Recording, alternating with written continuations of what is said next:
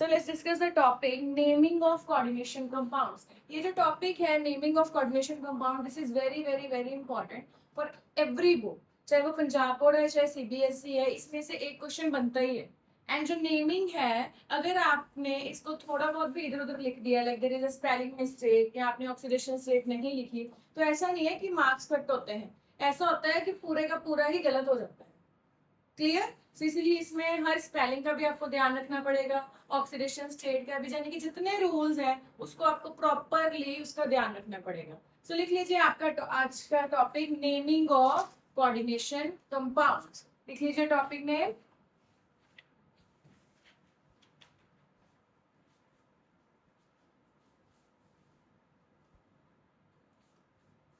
हाँ जी. सो अगर मैं नेमिंग की बात करूं तो यहाँ पर there are different different set of rules. अब जो रूल्स हैं उनको एक बार ध्यान से देख लेते हैं क्या क्या रूल्स हैं, एंड उनको भी मैं समझाती हूँ कि कैसे कैसे वो रूल्स फॉलो होते हैं.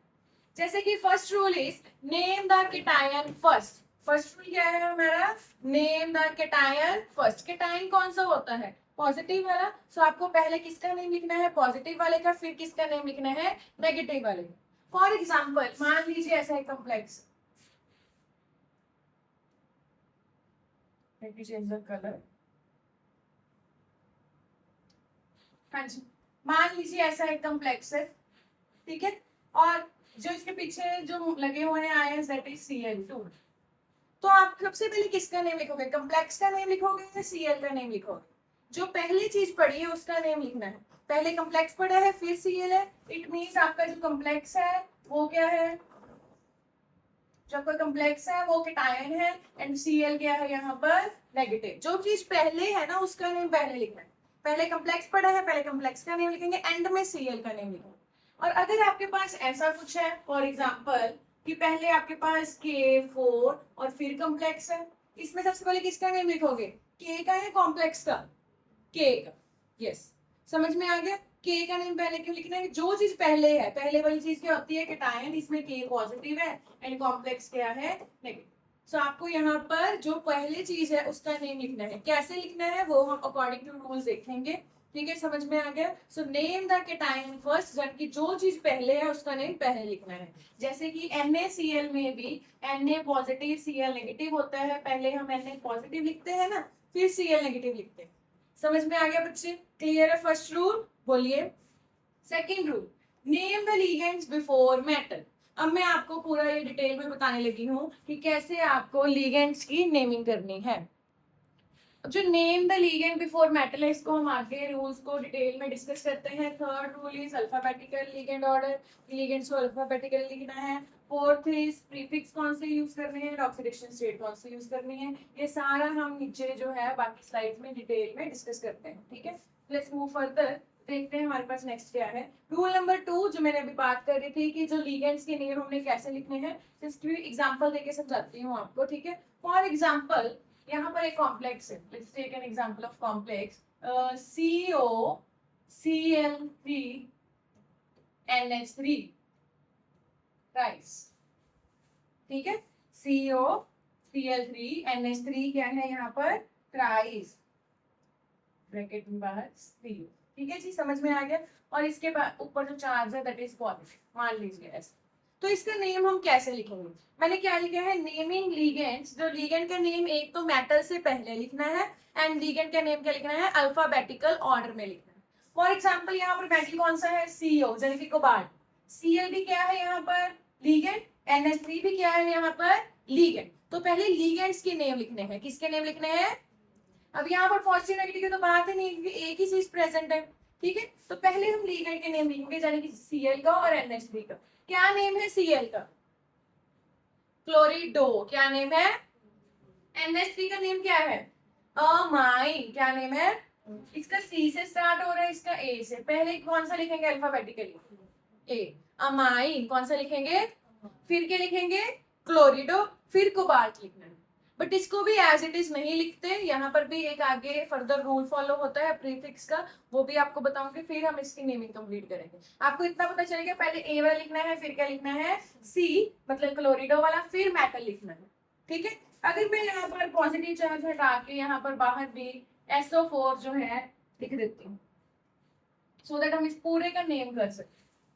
ठीक है, सो आपको पहले इसमें क्या पता चला नेमिंग ऑफ लिगेंड्स में, name all the ligands before central metal, सारे के सारे लिगेंड्स का नेम सेंट्रल मेटल से पहले लिखना है, यानी कि अमाइन, क्लोरिडो, फिर कोबाल्ट लिखे।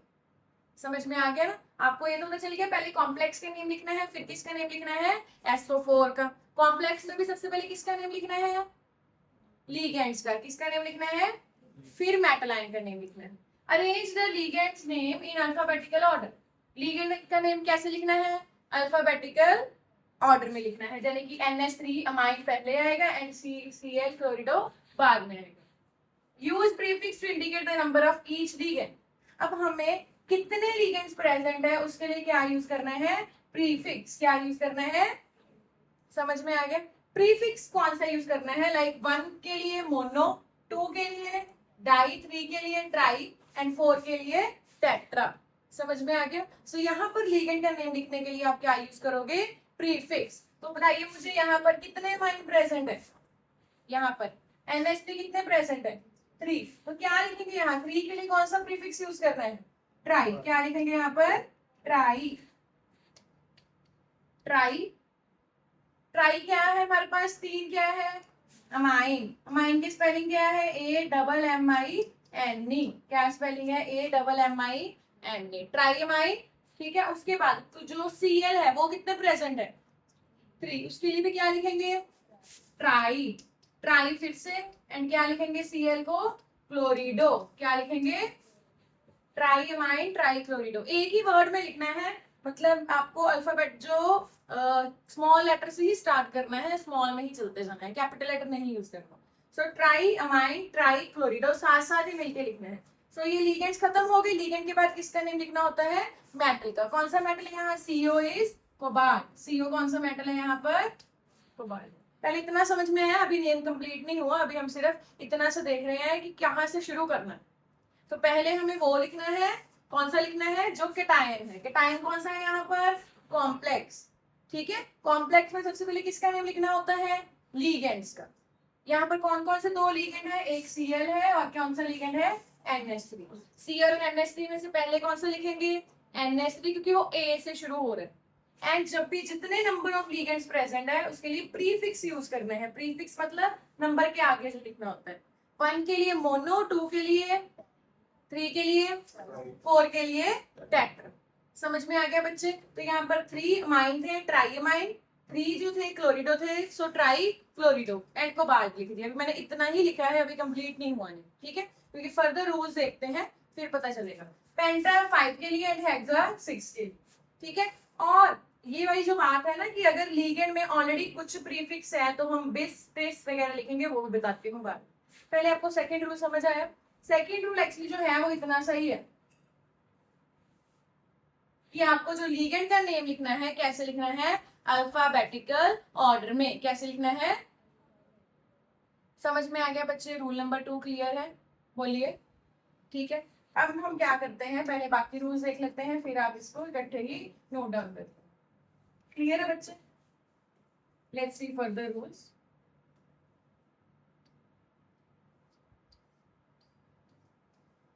हाँ जी, रूल नंबर 3। जो रूल नंबर 3 है हम ऑलरेडी वैसे देख ही चुके हैं यहाँ पर कि नेमिंग लिगेंड्स प्रीफिक्स, कि जो लिगेंड्स का जब नेम लिखना है तो आपको प्रीफिक्स यूज करने हैं। मैंने ये वाले प्रीफिक्स तो आपको ऑलरेडी बता ही दिए हैं, ये वाले तो जो स्टैंडर्ड प्रीफिक्स हैं। ठीक है, कौन कौन से स्टैंडर्ड प्रीफिक्स हमने देखे हैं कि अगर तो आपके पास हमारे पास है 1 2 3 4, 1 के लिए कौन सा यूज करना है हमने, मोनो। 2 के लिए कौन सा यूज करना है हमने, डाई। 3 के लिए ट्राई, 4 के लिए पेंटा एंड सो ऑन। 4 के लिए टेट्रा, 5 के लिए पेंटा। समझ में आ गया? अब आपको सिर्फ पता होना चाहिए स्पेशल प्रीफिक्सेस के बारे में। मतलब अगर आपके लिगेंड के नेम में ऑलरेडी डाई ट्राई टेट्रा है, जैसे इथिलीन डायामीन, ऑलरेडी डाई है ना इसमें, तो हम दोबारा डाई नहीं यूज करेंगे। फिर हम क्या यूज करेंगे, 2 के लिए बिस, 3 के लिए ट्रिस एंड 4 के लिए टेट्राकिस। तो ये वाला यूज करना है। ठीक है, अगर लिगेंड के नेम में ऑलरेडी डाई है, जैसे कि हमारा जो EN होता है, इथिलीन डायमीन, EN का नेम क्या है, इथिलीन डायमीन। इथिलीन डायमीन के नेम में ऑलरेडी डाई है, तो इसमें हम क्या करेंगे, इसमें नहीं यूज करेंगे, तो इसमें हम डाई मतलब अगर मान लीजिए इस कॉम्प्लेक्स में COEN2 है, तो इसमें हम ये नहीं लिख सकते डाई इथिलीन डायमीन, इसमें हम 2 के लिए क्या यूज करेंगे, बिस, तो इसमें हम लिखेंगे बिस ब्रैकेट इथेन 1,2 डायमीन। समझ में आ गया, इसकी पूरी मैं प्रैक्टिस करवाऊंगी। क्लियर है बच्चे, समझ आ गया इतना। तो जिसके नेम में ऑलरेडी 2, 3, 4 प्रेजेंट है उसमें हम डाई ट्राई टेट्रा नहीं लिखेंगे, उसमें हम क्या लिखेंगे, प्रीफिक्स कौन सा यूज करेंगे, bis tris, bis for 2, tris for 3 and tetrakis for 4। समझ में आ गया, ये तभी लिखेंगे if the ligand already has di tri tetra prefixes और इन द नेम। क्लियर है बच्चे, समझ आ गया ये वाला रूल, नेक्स्ट रूल समझ आ गया। चलिए आगे बढ़ते हैं फिर। Okay, next rule is metal naming rules. तो यहाँ पर क्या है, रूल नंबर 5 है, right the oxidation state of the metal in Roman number in parenthesis, मतलब कि कर्वी ब्रैकेट में, पैरेंथेसिस का मतलब होता है कर्वी ब्रैकेट में। जब भी आपने मेटल का नेम लिखना है उसके बाद ही आपने उसकी ऑक्सीडेशन स्टेट लिख देनी है, किसमें, पैरेंथेसिस में, मतलब कि कर्वी ब्रैकेट में, रोमन नंबर्स में लिखनी है। फॉर एग्जांपल हम ये वाली एग्जांपल डिस्कस कर रहे थे, है ना, COCl3 NH3 थ्राइस, तो यहाँ पर क्या था, SO4, यही डिस्कस कर रहे थे हम, ठीक है। अब ध्यान से देखिए इसमें अब क्या करना है। सबसे पहले हम किसका नेम लिख चुके थे, सबसे पहले किसका नेम लिखेंगे, अमाइन का, कितने अमाइन है यहाँ पर, तो क्या लिखेंगे हम, ट्राई अमाइन, उसके बाद ट्राई अमाइन के बाद ट्राई क्लोरो, क्लोरो को क्लोरिडो लिखना है, ट्राई क्लोरिडो, ठीक है। इसके बाद क्या लिखेंगे, कोबाल्ट, मैंने ये रूल में ये बताया है कि जब भी आप लिखोगे मेटल का नेम, कोबाल्ट का नेम लिख लिया, इसके ब्रैकेट में इसके साथ लिखनी है इसकी ऑक्सीडेशन स्टेट, क्या लिखनी है इसकी, इसके साथ ही इसके ब्रैकेट में लिखनी है, लिख दिया ये। अब सिर्फ क्या बचा हमारे पास, SO4, एंड में बस SO4 का नेम लिख लो। SO4 का नेम क्या होता है, सल्फेट। अब कई बच्चे बोलेंगे कि मैम आपने तो सल्फेट तो लिखवाया है, सल्फेट तो तब लिखवाया है जब वो लीगेंड है, जब वो ब्रैकेट के स्क्वायर ब्रैकेट के अंदर है, अदरवाइज तो SO4 का नाम क्या होता है, सल्फेट, क्योंकि ये अभी तो आयनिक बॉन्ड बना रहा है, ये जो स्क्वायर ब्रैकेट है एंड ये जो बाहर वाला SO4 है, इनमें कौन सा बॉन्ड है, आयोनिक। अगर SO4 पे 2 नेगेटिव चार्ज है तो ये हमारे जो ब्रैकेट है स्क्वायर ब्रैकेट, इस पे कौन सा होगा, 2 पॉजिटिव, इसीलिए SO4 का नेम आपने क्या लिखना है, सल्फेट। समझ में आ गया बच्चे, क्लियर है, ऐसे हम अपनी पूरी नेमिंग लिखेंगे, ठीक है। ये रूल नंबर 5 क्लियर है कि जो ऑक्सीडेशन स्टेट लिखनी है मेटल की, रोमन नंबर्स में लिखनी है इन द पैरेंथेसिस, मतलब मेटल के बाद ही कर्ली ब्रैकेट। अब ऑक्सीडेशन स्टेट निकालते कैसे हैं, लेट्स सी। वैसे तो आपको आती है, मैंने पहले भी आपको बताया था। यहाँ पर ऑक्सीडेशन स्टेट निकालने के लिए हम कोबाल्ट को क्या मान लेंगे, कोबाल्ट के ही निकालने हैं x, क्या मान लेंगे, x। तो यहाँ पर x, एक Cl पे कितना चार्ज होता है, ये हमने जब लिगेंड के नेम किए हैं तब हमने लिखा है कोई यूनिडेंटेड है कोई न्यूट्रल है। Cl पे कितना चार्ज होता है, -1, 3Cl पे कितना होगा, -3, तो x -3, ठीक है, जो है साथ साथ लिखी जाना है, x -3। अब NH3 पे कितना चार्ज होता है, 0, अगर NH3 पे कोई चार्ज नहीं होता तो 3 NH3 पे कोई नहीं होगा, 3 × 0 क्या आ जाएगा, प्लस करके 0। समझ में आ गया, साथ ही अब ये देखिए x, Cl का भी हमने कर लिया, NH3 का भी कर लिया, अब क्या बचा, सल्फेट, एक सल्फेट पे कितना होता है, -2, इक्वल टू क्या रख देना है, 0। तो यहाँ पर x की वैल्यू कितनी आ जाएगी, x - 5 = 0, x कितना आ गया हमारे पास, +5, कितना आ गया, जितनी भी x आई है यहाँ पर आप रोमन नंबर में रख दो। समझ में आ गया, अगर एग्जैक्ट रोमन नंबर लिखना हो तो।